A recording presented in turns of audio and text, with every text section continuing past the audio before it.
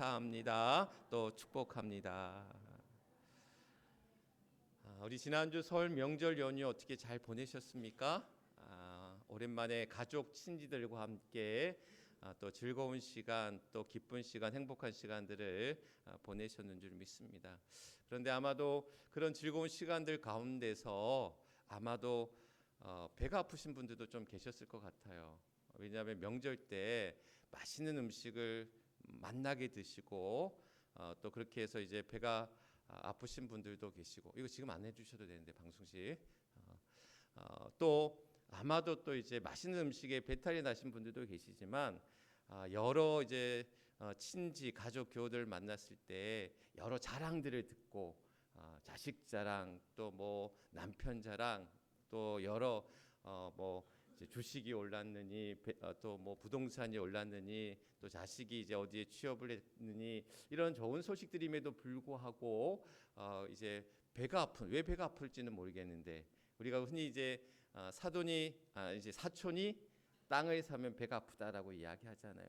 근데 우리가 살아가면서 보니까 그 사촌이 우리의 어떤 가족의 친사촌만이 아니라 내가 아는 모든 사람들, 뭐 그 가운데는 친구도 있을 수 있고요, 또 친지도 있을 수 있고요, 또 뭐 심지어 우리의 교우일 수도 있고요. 내가 아는 많은 사람들이 좋은 일임에도 불구하고 축하하고 축복할 일임에도 불구하고 또 우리의 배가 아프고 왠지 모르게 부러움을 넘어서 여기 벌써 나왔는데 시기와 질투의 마음이 생겨날 때가 있다라는 이야기인 거죠. 시기 질투가 뭘까? 이게 보면 남이 잘 되는 것에 샘하여, 그러니까 이제 국어 사전에 찾아보니까 남이 잘 되는 것에 샘하여, 샘한다는 게 뭐예요? 부러워하여서 이제 미워하는 마음, 싫어하는 마음이라고 이렇게 표현하고 있더라고요.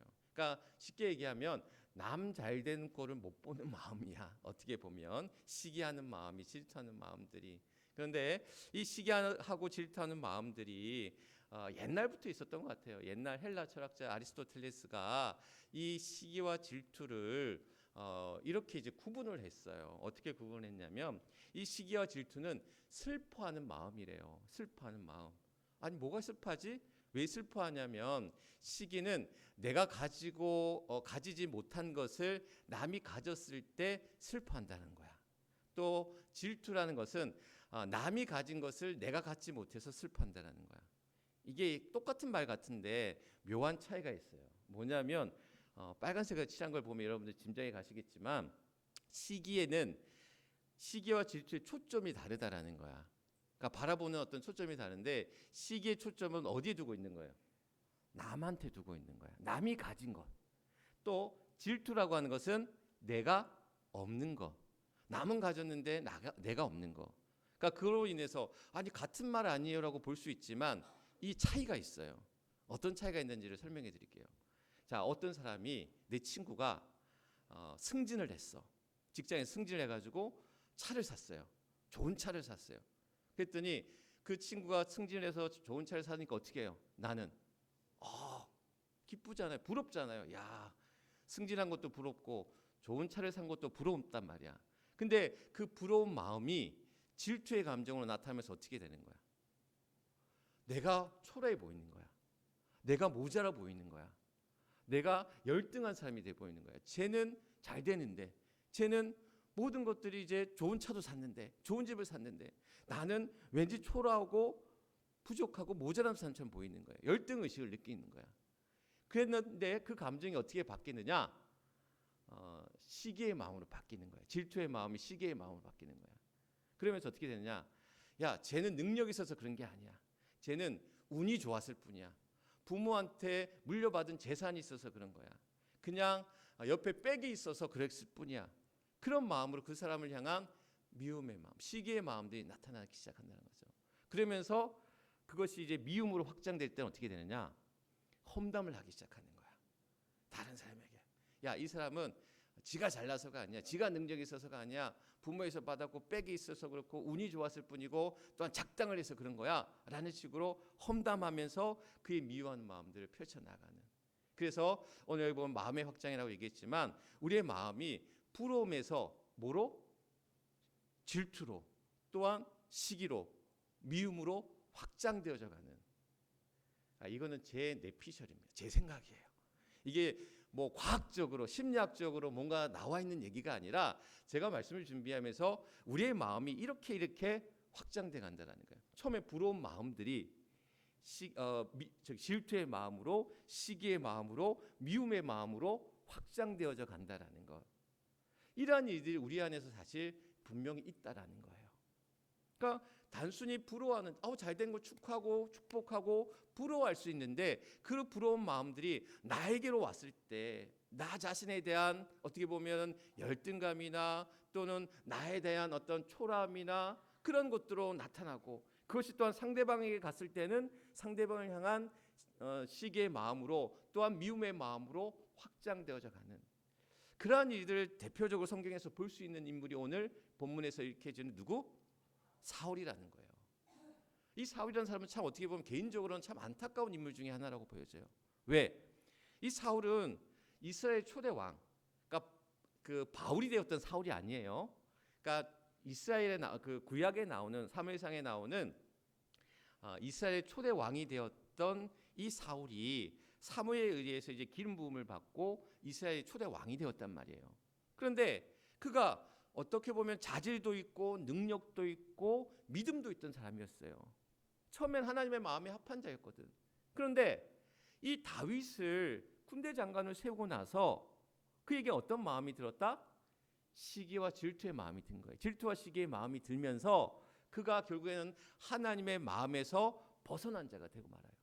그리고 나중에는 길보아 전투에서 이제 죽게 되는 비참한 비극적인 결말을 이 사울이 겪게 되는데 이런 일을 볼 때 사울이 그의 마음 가운데 있었던 시기와 질투의 마음을 잘 다스렸다면 하나님의 마음에서 벗어난 자가 되지 않았을 텐데 오히려 다윗과 같이 하나님의 마음에 합한 사람이 되었을 텐데 그가 그러지 못했다라는 거예요. 그러면서 그의 마음의 어떤 변화가 이루어지는 그 장면이 바로 오늘 말씀이고 오늘 말씀에서 그런 시기와 질투의 마음으로 변했던 것을 표현하고 있는 말씀이 마지막죠. 오늘 말씀이 뭐라고 그랬죠? 오늘 말씀 제목이기도 하지만 사울이 다윗을 주목하였더라라는 거예요. 주목하였더라.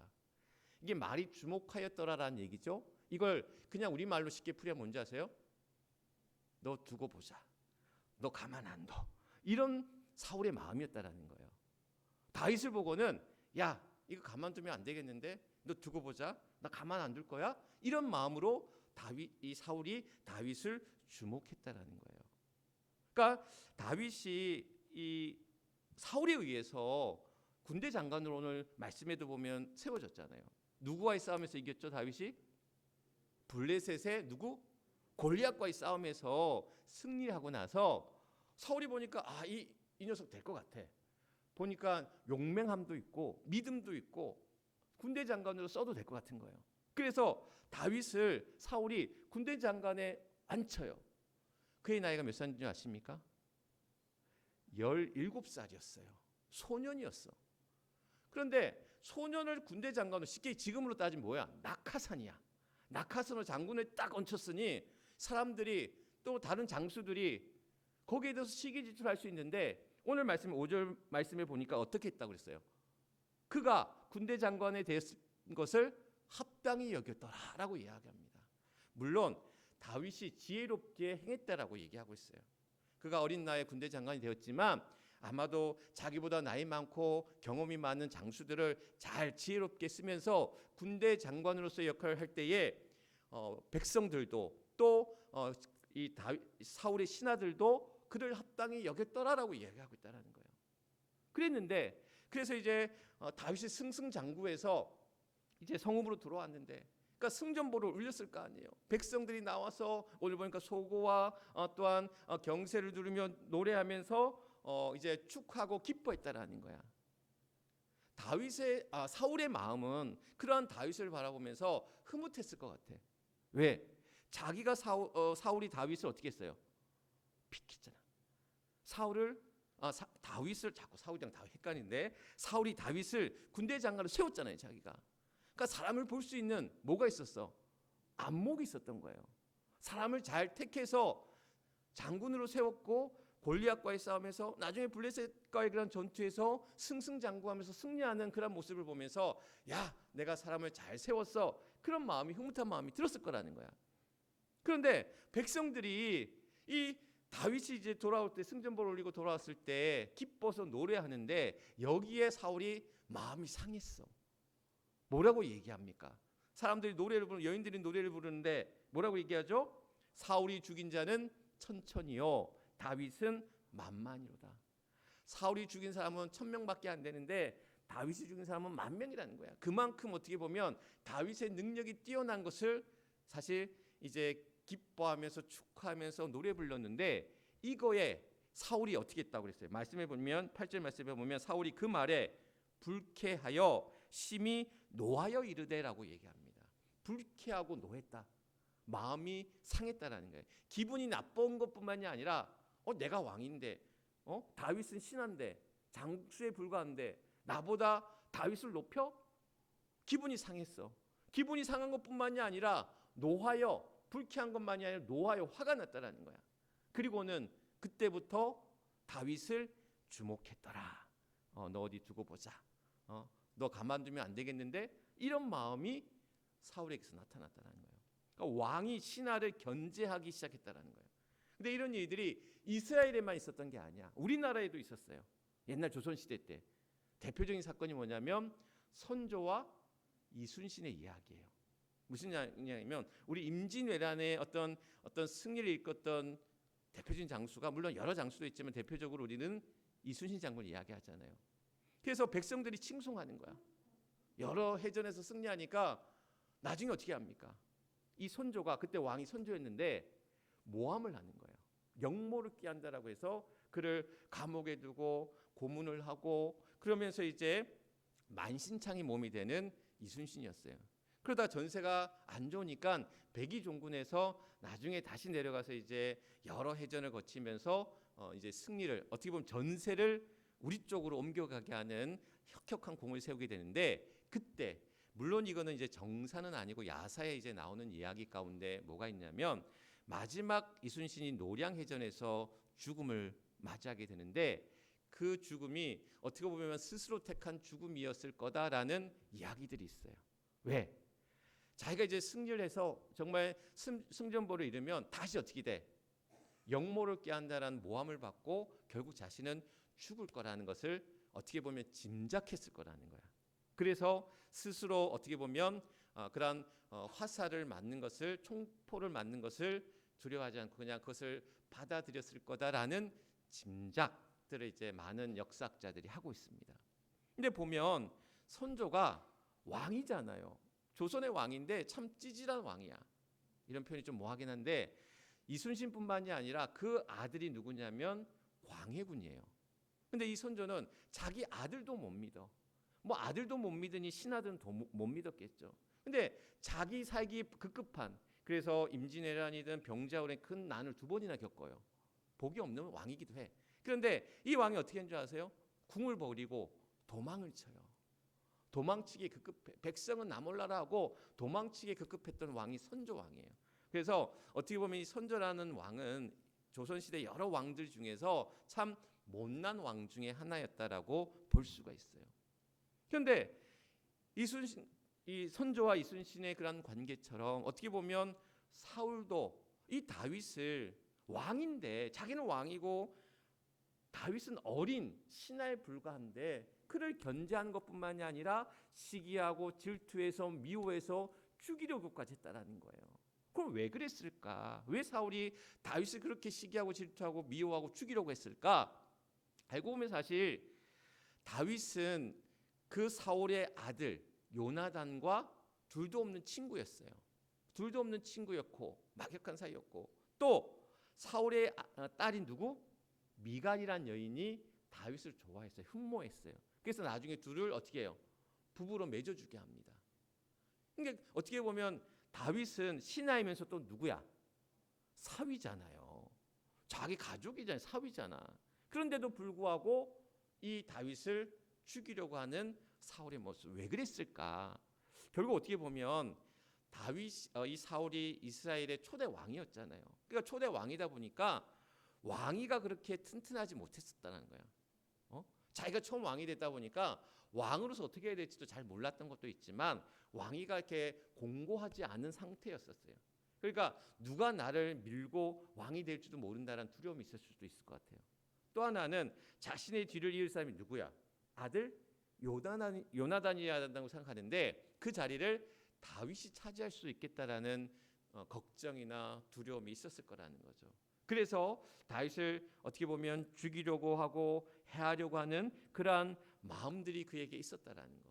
그런데 오히려 그러한 시기하고 질투하는 마음들을 잘 잡았으면 그와 그의 가정에 이루어진 어떤 비극적인 결말들을 막을 수도 있었을 텐데 그러지 못했다라는 거예요.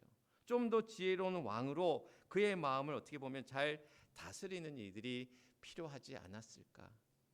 제가 서울에서 이제 부목사로 이제 15년을 한 교회에서 이제 부목사로 생활하다가 이제 해미로 내려왔는데 어떻게 한 교회에서 15년을 부목사로 있을까? 어떻게 보면 이제 제 나름대로의 평가합니다. 제 스스로 다른 사람들 어떻게 보는지 모르겠지만 제 스스로 봤을 때는 잘하지도 못했고 못하지도 않았기 때문에 15년의 시간을 부목사로 한 교회에서 있지 않았을까라는 생각을 저 스스로 가져보는 거예요. 그러니까 잘하지도 않았습니다. 사실 부목사는 너무 잘해도 안 돼요. 누구보다? 담임 목사보다 잘하면 안 돼. 왜냐하면 교인들이 이제 자기보다 잘하는 부목사를 바라볼 때에 그런 마음 안 들이겠어요. 담임 입장에서. 왕의 입장에서 그런 마음일 거라는 생각이 들어요. 그런데 또 너무 못해도 안 돼. 그렇잖아요. 일을 못해도 안 되잖아요. 그러니까 제 나름대로 15년의 시간 동안 잘하지도 못하지도 않았기 때문이 아닐까. 또 한편으로는 뭐냐면 제가 이제 15년 때 함께 모셨던 그 담임 목사님이 성품이 좋으셨어요. 그래서 온유하고 선한 분이셨고 오히려 이제 제가 하는 일들에 목회 일에 있어서 그런 많은 기회도 주셨고 또 이제 마음껏 할 수 있게끔 그 일들을 어떻게 보면 이제 열어주셨던 분이셨기 때문에 15년이라는 시간 동안 부목사로 뭐 힘들긴 했지만 많은 일들을 맡아서 했기 때문에 힘들긴 했지만 그래도 또 감사하게 그 사역들을 할 수 있었다라는 것. 결국 뭐냐면 우리 안에 이제 그런 사울의 심정 또한 우리 안에 어떤 그런 시기와 질투의 마음과 상황들과 여건들이 우리 안에 분명히 있을 수 있다라는 거예요. 그런데 그것들로 인해서 그것을 다스리지 못했을 때 이루어졌던 많은 비극적인 일들, 성경에서 오늘 사울과 다윗의 이야기뿐만이 아니라 또 우리가 잘 아는 가인과 아벨 둘은 뭐였어요? 형제였잖아요. 또한 쌍둥이 형제인 에서와 야곱 둘도 뭐예요? 형제야. 또한 요셉과 그의 형들의 관계도 형제였단 말이야. 그런데 그 형제들끼리에도 시기 질투가 들어가니까 비극적인 일들이 이루어져요. 그래서 가인의 제사가 아닌 아벨의 제사를 하나님이 받을 때에 그것에 화가 난 가인이 누굴 죽여요? 아벨을 죽이잖아요.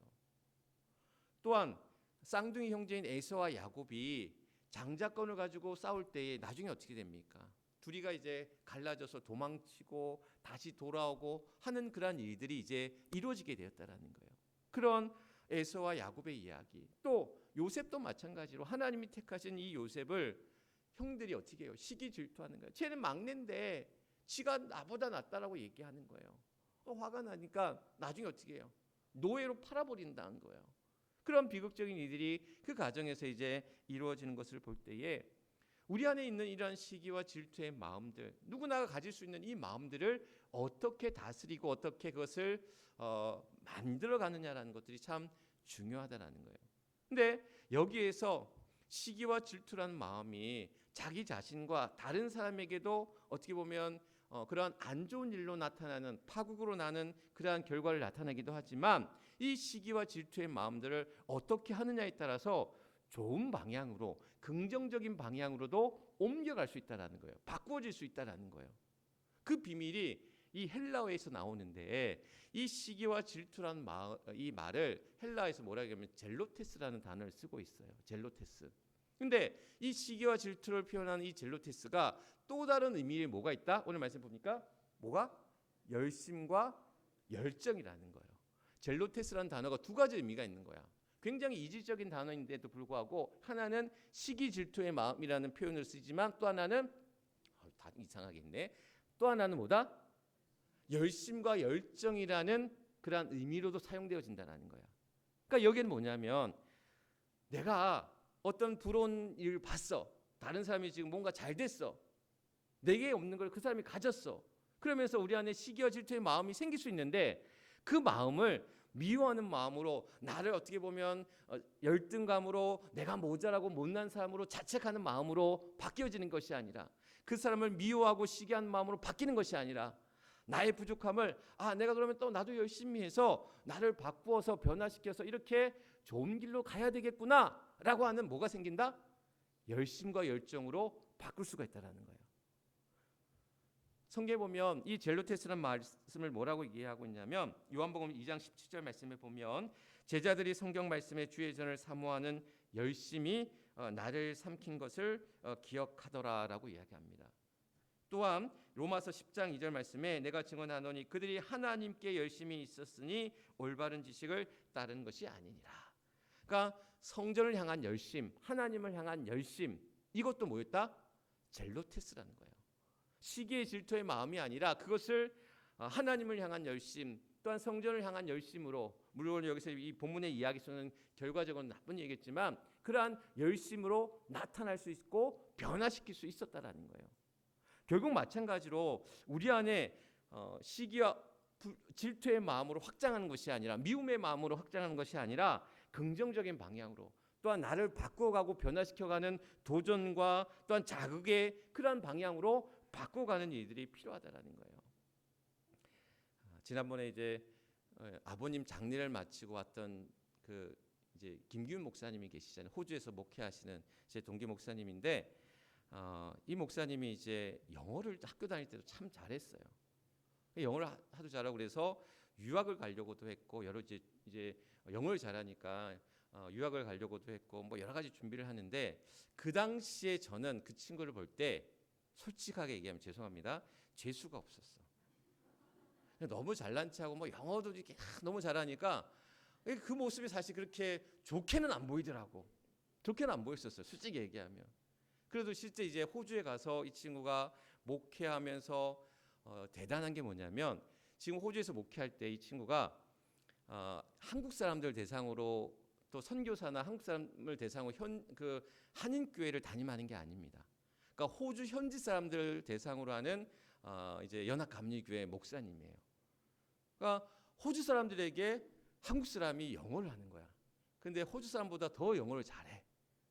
그러니까 목회도 잘합니다.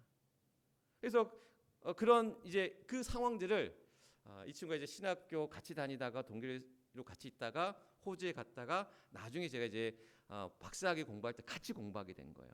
그러면서 같이 공부하면서 이런저런 이야기를 나눌 때 학교 다닐 때는 좀 약간 별로 내가 썩 마음으로 표현은 안 했지만 마음으로는 별로 안 좋아했던 재수없어 이렇게 생각했던 친구인데 나중에 늙어서 이제 목회하고 나서 공부하면서 다시 만나서 보니까 호주에서 고생하면서 또한 그 자리를 잡기 위해 열심히 목회하고 또 나름대로 가지고 있던 이 친구의 좋은 면들을 또한 같이 보면서 나를 보게 되는 거예요. 나의 부족함, 또 그 친구를 그냥 시기했던 나의 마음들 또 돌아보게 되는 거고 그러면서 더 친해진 거예요.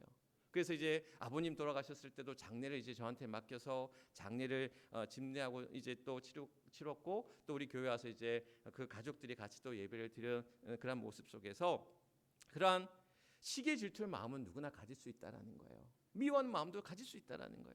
그러나 그 시기와 질투의 마음들을 우리 안에서 어떻게 변화시켜 가느냐, 어떻게 바꾸어 가느냐라는 것은 우리 자신에게 또한 달려져 있고 그것으로 인한 우리의 결과들이 삶의 결과들이 정말 다를 수 있다라는 거예요.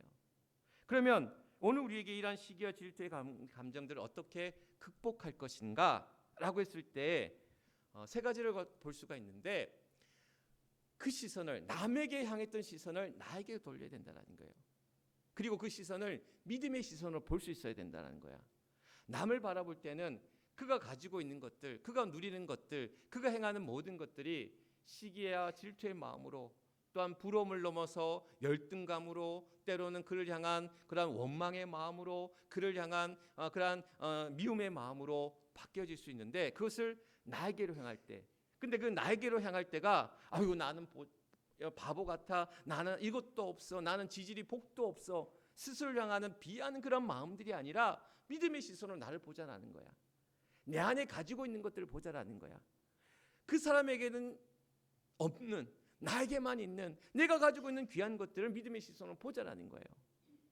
달란트의 비유에 보면 5달란트 받은 사람, 2달란트 받은 사람, 1달란트 받은 사람이 나오잖아요. 그래서 5달란트 받은 사람들은 어떻게 하죠? 10달란트를 만들고, 2달란트 받은 사람은 4달란트를 만들고, 1달란트 가지고 있던 사람은 어떻게 합니까? 땅에 묻어두잖아요. 그리고는 뭐라고 얘기합니까? 주인이 무서워서, 주인이 엄해서 내가 이거 만약에 손해보면 주인한테 혼날 것 같아서 그냥 나 땅에 묻어뒀어요, 내가 아무것도 안 했어요, 이렇게 변명한단 말이야. 그런데 이거를 다른 식으로 해석하기도 합니다. 많은 성경학자가 어떻게 해석하냐면 이 1달란트 받은 종이 마음이 상했다라는 거야.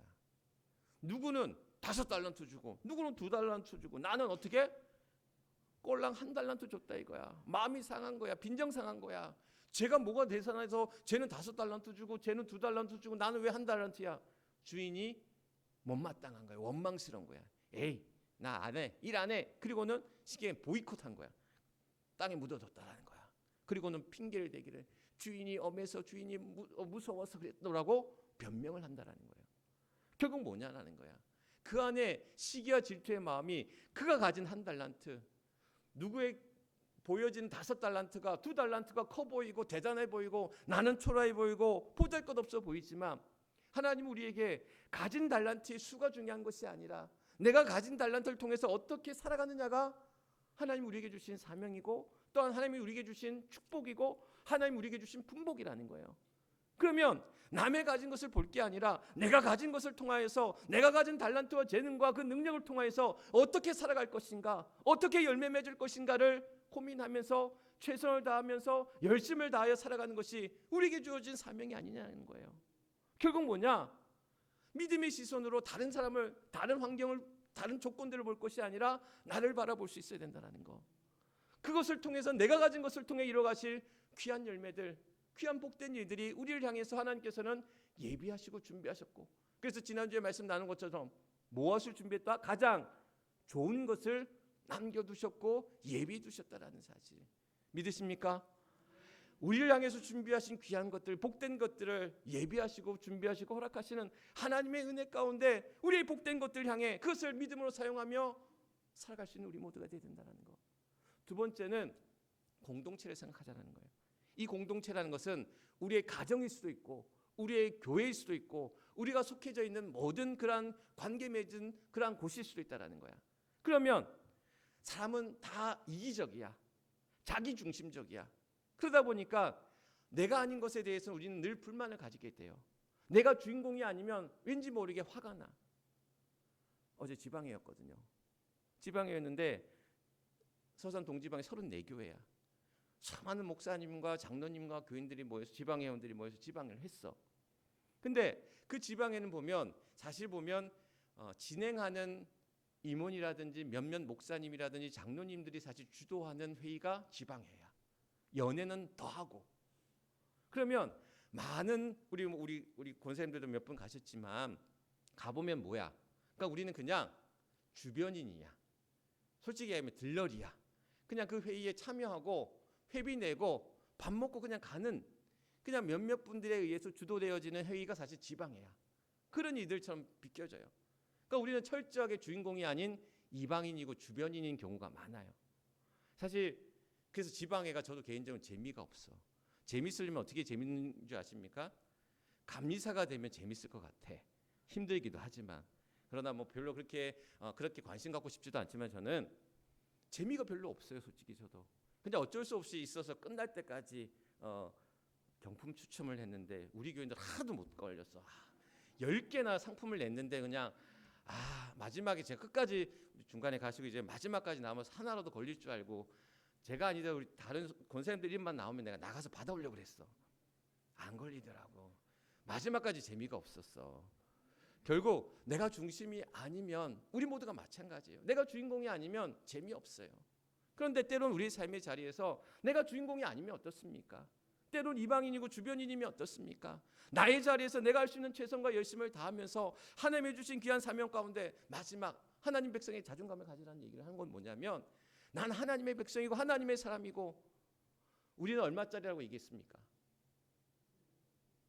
우리는 얼마짜리?